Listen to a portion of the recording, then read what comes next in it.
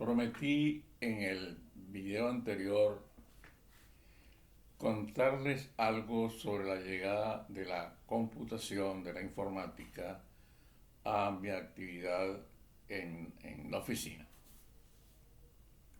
Sin embargo, antes de eso, debo narrar unas experiencias que contribuyeron a mi formación como perito evaluador. Recuerdo yo que me llamó el presidente de un instituto gremial y me hizo el siguiente planteamiento.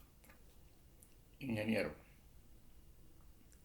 nos están ofreciendo un conjunto residencial en esta ciudad, como a 3 horas de la capital. Ese conjunto residencial consta aproximadamente de unas 150 casas y nos lo están ofreciendo por X cantidad. Ese conjunto residencial tiene un adelanto aproximadamente de un 40-50% y nos serviría a nosotros para mitigar un poco la necesidad de vivienda de nuestros agremiados. Nos ha parecido muy interesante la proposición que nos han hecho. Nosotros quisiéramos saber si se justifica o no tal adquisición por esa cantidad. Y antes de someter la aprobación del directorio, hemos querido asegurarnos de que esa inversión está de acuerdo con lo que nosotros vamos a comprar. En ese sentido, nosotros queremos que usted vaya y nos haga esa experticia y nos diga si lo que nos están cobrando por ese conjunto residencial es lo justo, pues. Bueno, yo realmente agarré y me fui a la ciudad donde estaba el conjunto residencial. Era un conjunto muy bonito. Habían como unas 60 casas limpiecitas, bonitas, pintadas, etcétera, etcétera. Y las plataformas del resto de casas que había que construir. Bueno, yo como evaluador, primero recabé todas las informaciones necesarias para hacer lo que se me estaba pidiendo. Pero entre las cosas, entre los elementos a investigar, estaban, por supuesto, las estructuras, las construcciones que estaban hechas. Hice una especie de muestreo para un conjunto de casas típicas y seleccioné como unas 15 casas donde debería llevar mi inspección con mayor rigor. Realmente comencé por las casas, etcétera, etcétera, y me faltaba una que la dejé para el otro día.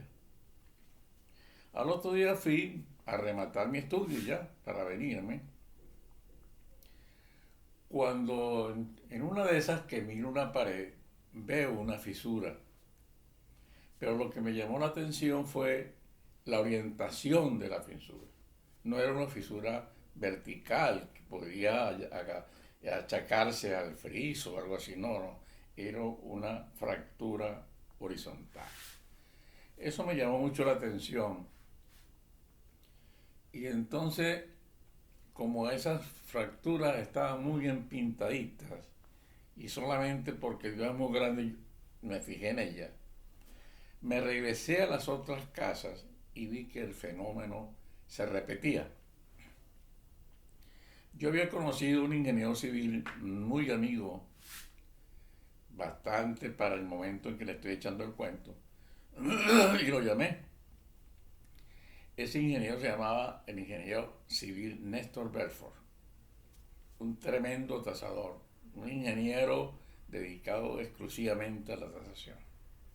Lo llamé y le dijo: Néstor, estoy haciendo esto y he observado esto. Y me dice: Raúl, con calma, vamos a hacer una cosa. Me interesa mucho eso desde el punto de vista de mi experiencia. Voy a ir allá a donde tú estás para ver ese fenómeno. Y realmente al otro día se apareció allí con un martillito y un cincel. Bueno,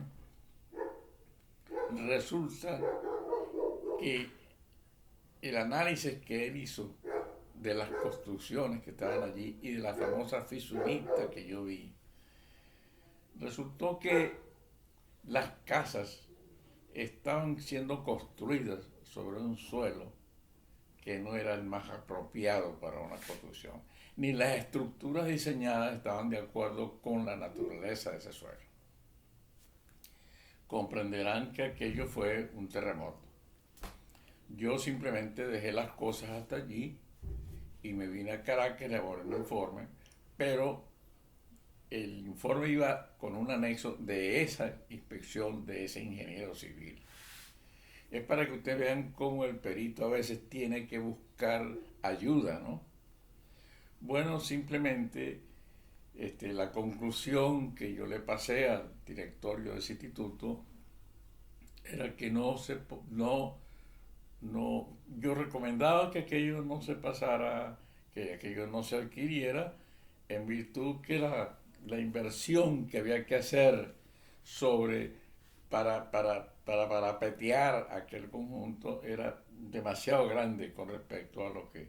De manera pues que este, recomendé que aquello no se adquiriera. No sé qué pasó después. Lo importante fue el hecho y que indico el juicio siempre del tasador, la necesidad de que sea minuciosa en su inspección, porque uno no sabe cuántos efectos ocultos puede tener un bien. Esta gran experiencia la venía yo combinando con mis cursos para que me certificaran ya como mi experiencia, ¿no? Como ya les dije, seguí entonces unos cursos en la Universidad Central, en la Facultad de Economía, sobre valoración de fincas y valoración de inmuebles. Uno de esos cursos fue para mí el más importante, que fue el curso sobre valoración de equipos y maquinarias, que me la dio un tremendo profesor, un ingeniero peruano de apellido, bueno, en este momento se me va el apellido, pero tremendo Ampuero, el ingeniero Ampuero. Este señor me introdujo a mí en un concepto fundamental para un evaluador, como es el concepto de la depreciación. Aquel hombre me dio una tremenda clase sobre la depreciación que definitivamente yo la entendí para toda la vida. Y sobre todo me dio lo que siempre yo he dicho, ¿no? Bueno, las fórmulas matemáticas y estadística, está muy bien, pero ¿dónde está mi criterio con respecto a eso? Bueno, él me dio la fórmula que llamaba Rosen-Heideke, donde se introduce una tabla donde el perito debe decidir la condición o el estado de conservación de lo que se está valorando. Es decir, allí estaba mi opinión, allí estaba mi juicio. Bueno, me pareció tremendamente bueno ese curso. Y por cierto que allí conseguí otro de mis grandes ayudantes a formarme, el economista Víctor Zurita de la Universidad de Oriente, economista, por supuesto. Yo diría que ese muchacho, que éramos muchachos en ese momento, un gran conocedor de los avalúos y de todas esas cosas, fue el que me enseñó a mí los principios económicos que rigen a los bienes. No se me olvidará nunca. A mí me ayudó mucho ese ingeniero.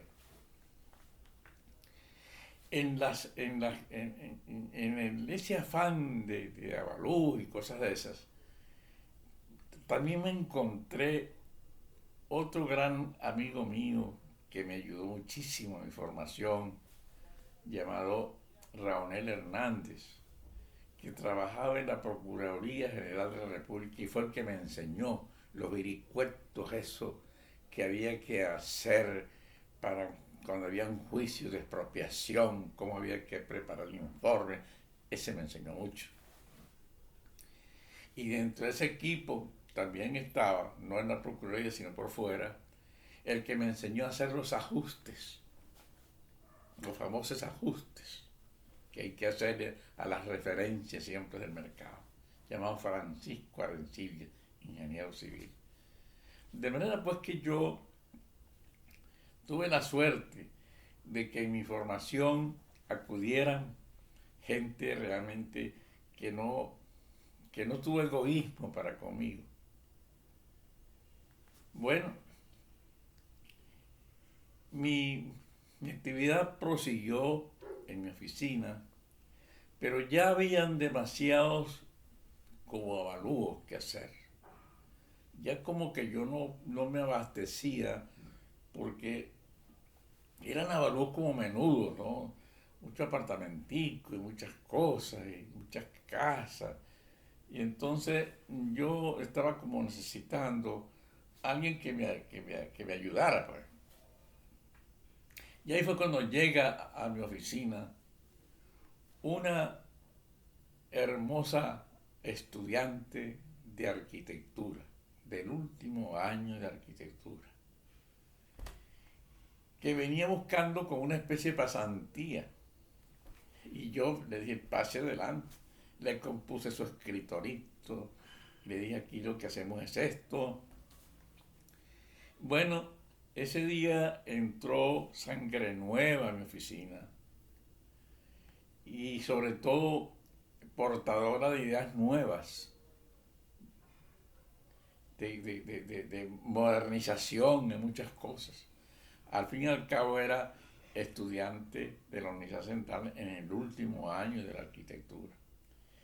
Y aquello además contribuía, aquella ganancia de tener esa estudiante allí, se reflejaba en que yo siempre pensé que el arquitecto era el que más tenía que decir cuando uno iba a valorar un inmueble, por cuanto sus conocimientos de la arquitectura, de la fachada, del espaciamiento, de la calidad de vida, tenían que contribuir demasiado a la formación del juicio del valor. Entonces, realmente aquello fue una maravilla. Los informes comenzaron a hacerse muy bien. Ella estableció cómo se hacía realmente un informe técnico y entonces lo adaptamos a los avalúos. En fin, ¿no? Fue una maravilla y empezó a fluir más el trabajo en la oficina porque comenzaron tuvimos más capacidad pues de responder. Bueno,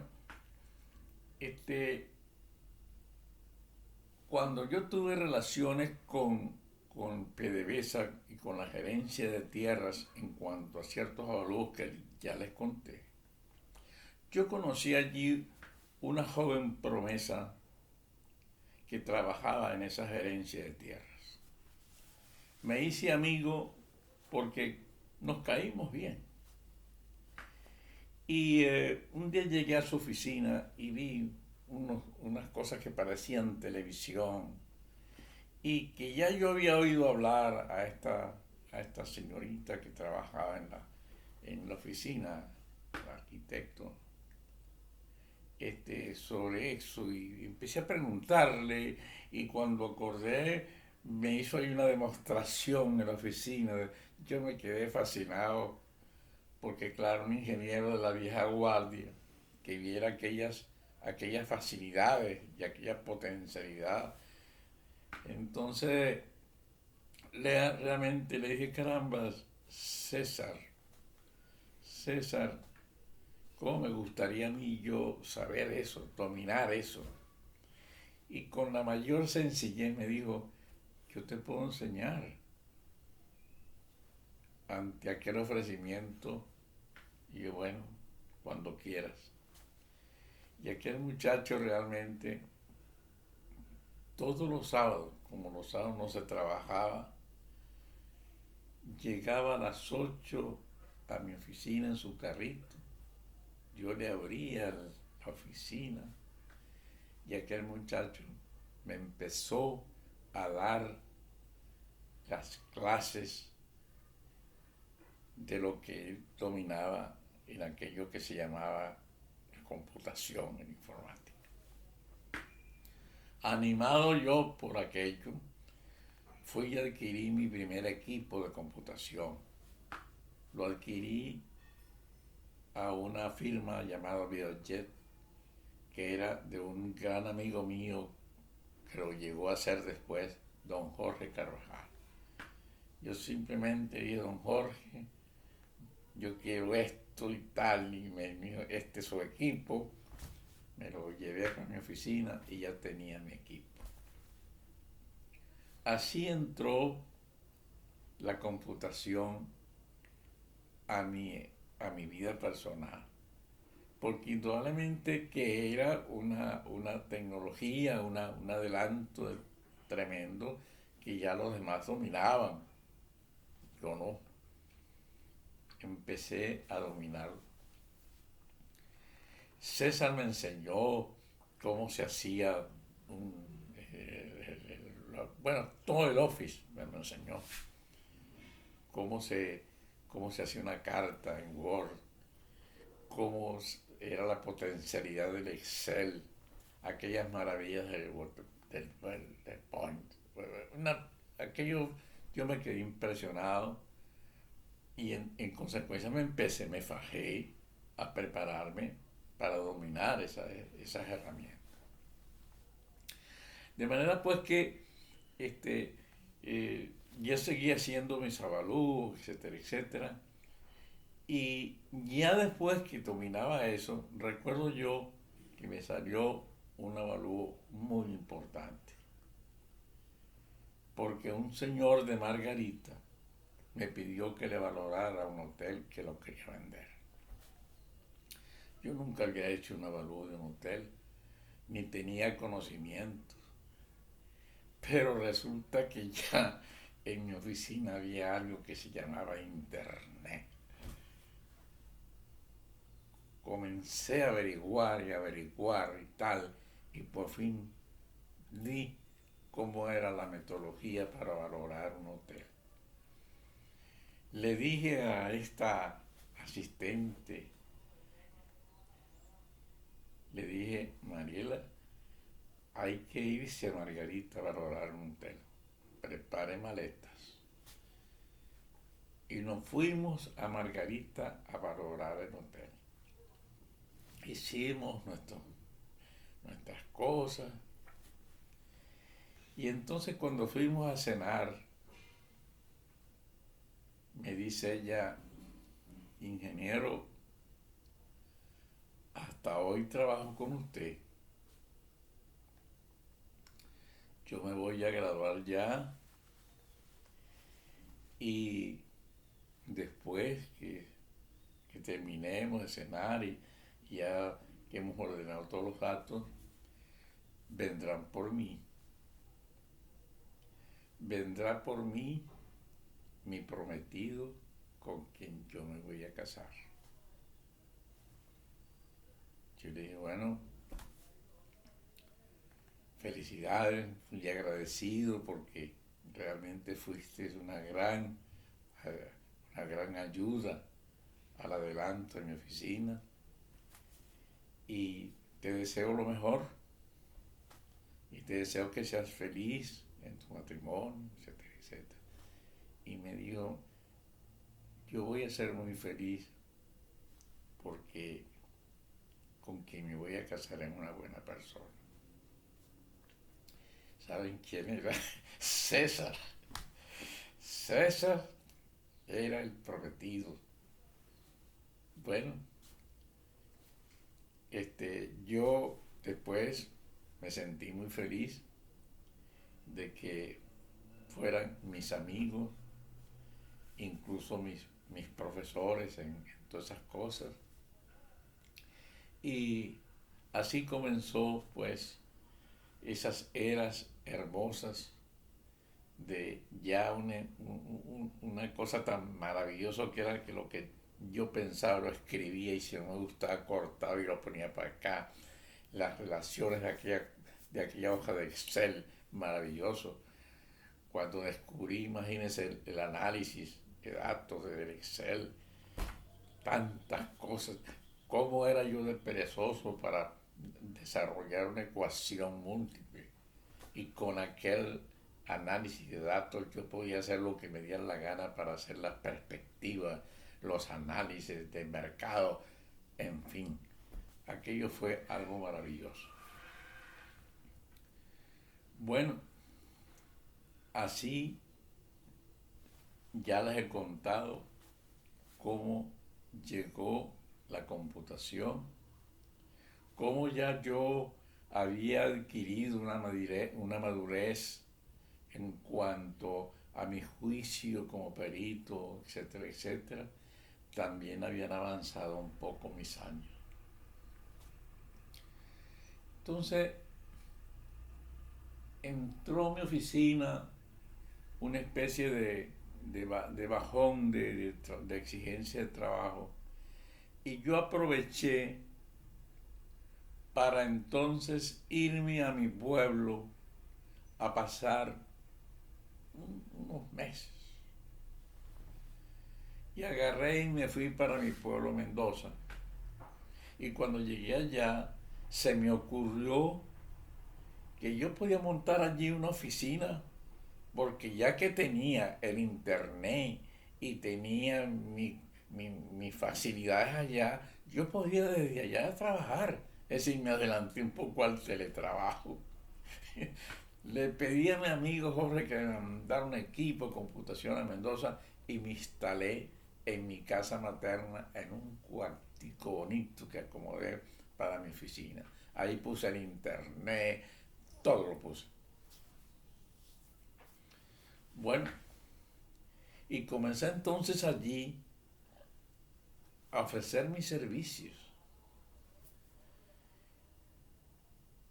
Pero un día que estoy oyéndome, me acuerdo yo, esa sinfonía beethoveniana que tanto me gusta, que es la sexta sinfonía, y estaba meditando en mi cuartico y había, por cierto, mi cuartico quedaba al jardín del patio. Y digo yo, ¿y por qué yo no aprovecho esta estadía en el pueblo donde nací para ver si se cumple en mí lo que siempre se ha dicho, que uno es hombre cuando tiene un hijo, cuando sembra un árbol y cuando escribe un libro? Eso me prendió el bombillo. Dije, ¿por qué yo no comienzo a escribir toda esta experiencia y la convierto en manuales de valoración para los bienes? Y se me vino aquel tremendo proyecto a mi mente. Y como ya podía describir en Word las cosas, calcular mis fórmulas en mi Excel, dibujar, etcétera, etcétera, dije yo, voy a hacerlo. Y ahí comenzaron como 6 meses donde a mí me llevaban el café porque tenía que continuar. Parecía que alguien me ordenaba los pensamientos y tenía inmediatamente que transmitirlos. Así comencé yo. Esa era de retiro, pero era un retiro como de ordenar mis pensamientos para ofrecérselos ordenados a los demás.